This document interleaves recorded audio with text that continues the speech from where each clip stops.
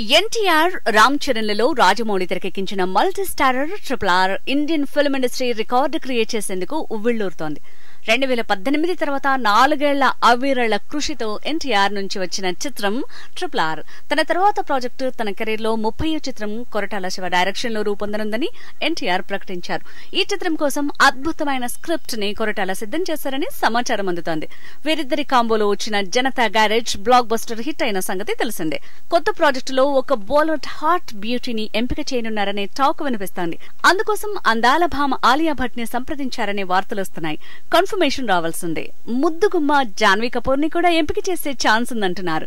అయితే RRR block buster కావడంతో ఆ హ్యాపీ మూడ్ తో ఎన్టీఆర్ కొంతకాలం రెస్ట్ తీసుకోనున్నారు. ఏప్రిల్ 29న రిలీజ్ కానున్న ఆచార్య సినిమా ప్రమోషన్ లో కొరటాల శివ బిజీగా ఉంటారు. ఈ నేపథ్యంలో ఎన్టీఆర్ కొరటాల కాంబో చిత్రం జూన్ నెలలో షూటింగ్ కి రెడీ అవుతోందని సమాచారం. త్వరగా నిర్మాణం పూర్తయి మరో బ్లాక్ బస్టర్ ని ఎన్టీఆర్ అందుకోవటం ఖాయమంటున్నారు ఎన్టీఆర్ ఫ్యాన్స్.